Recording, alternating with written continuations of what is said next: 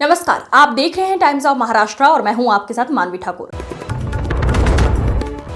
केंद्रीय गृह मंत्री अमित शाह आज महाराष्ट्र दौरे पर हैं, जहां वे कई अहम कार्यक्रमों में हिस्सा ले रही हैं। इस दौरे के तहत आज उन्होंने पुणे के पास खड़कवासला स्थित राष्ट्रीय रक्षा अकादमी एनडीए में एक ऐतिहासिक कार्यक्रम में भाग लिया। यहां उन्होंने श्रीमंत थोरले बाजीराव पेशवा की भव्य प्रतिमा का अनावरण किया। बाजीराव पेशवा मराठा साम्राज्य के महान योद्धा और रणनीतिकार रहे हैं, जिनकी सैन्य कुशलता और नेतृत्व क्षमता आज भी भारतीय इतिहास में प्रेरणा का स्रोत है। उनकी प्रतिमा का एनडीए जैसे प्रतिष्ठित सैन्य संस्थान में अनावरण युवा कैडेट्स के लिए वीरता और देशभक्ति का प्रतीक बनकर खड़ा रहेगा। अमित शाह ने इस अवसर पर कहा कि बाजीराव पेशवा जैसे महापुरुषों का स्मरण करना आने वाली पीढ़ियों को अपनी संस्कृति, पराक्रम और कर्तव्य पथ की याद दिलाने जैसा है। क्योंकि जहां से आने वाले समय के देश की तीनों सेनाओं के सूत्रधार जहां प्रशिक्षित होकर निकलते हैं, वहां बाजीराव पेशवा की उनके जीवन कवन को अभ्यास कर अगर हमारे भविष्य के सेनानी जाते हैं तो मुझे विश्वास है कि कई सालों तक भारत की सीमाओं को कोई छूने का साहस नहीं कर सकता। मैं यहां आने वाला था, कार्यक्रम घोषित हो चुका था। कल कुछ पत्रकार मित्रों के साथ वैसे ही बैठना हुआ तो उन्होंने कहा कि अमित भाई, आप पुणे स्पेशल एक कार्यक्रम के लिए जा रहे हैं और श्रीमंत बाजीराव के पुतले के अनावरण के लिए जा रहे हैं, मगर मुझे एक बात बताइए कि आज की युद्ध की पद्धति, जहां एनडीए में हमारे सेनानी तैयार हो रहे हैं, और बाजीराव पेशवा के समय की युद्ध की पद्धति, ये दोनों के बीच में क्या रिलेशन बचा होगा? मैंने बहुत सरलता से उनको जवाब दिया, युद्ध की कला के कुछ नियम जो होते हैं वो कालबाह्य नहीं होते हैं, वो एटर्नल होते हैं। युद्ध में व्यूह रचना का महत्व, युद्ध में त्वरा का महत्व, युद्ध में समर्पण का भाव, युद्ध में देशभक्ति का भाव, और सबसे बड़ी बात, युद्ध में बलिदान का भाव, वो ही सेनाओं को विजय दिलाता है। हथियार बदलते रहते हैं,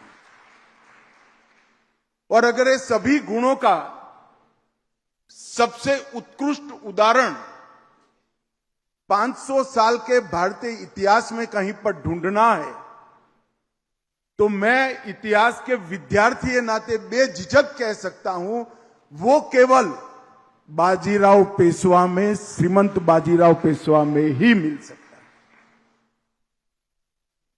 19 साल के उम्र में साहू जी महाराज ने किस तरह से उनको सिलेक्ट किया होगा मुझे मालूम नहीं, क्या काफी सारी चुनौतियां थी उसमें। साहू जी महाराज की माताजी खुद अभी अभी बाहर आई थी,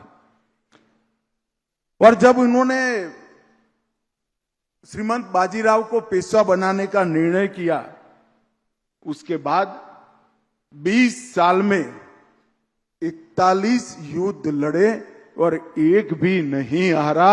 ये रिकॉर्ड कोई सेनापति का नहीं हो सकता। एक साल के 2 युद्ध, और हमें मालूम है कि उस जमाने में बारिश के 4 माह युद्ध नहीं होते थे, तो बचे हुए 8 माह के अंदर 2 युद्ध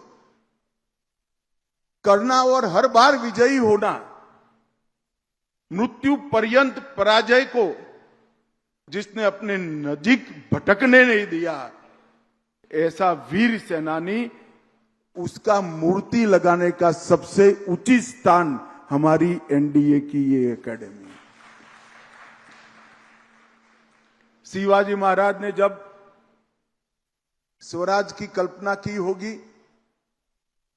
उस वक्त के भारत की भूगोल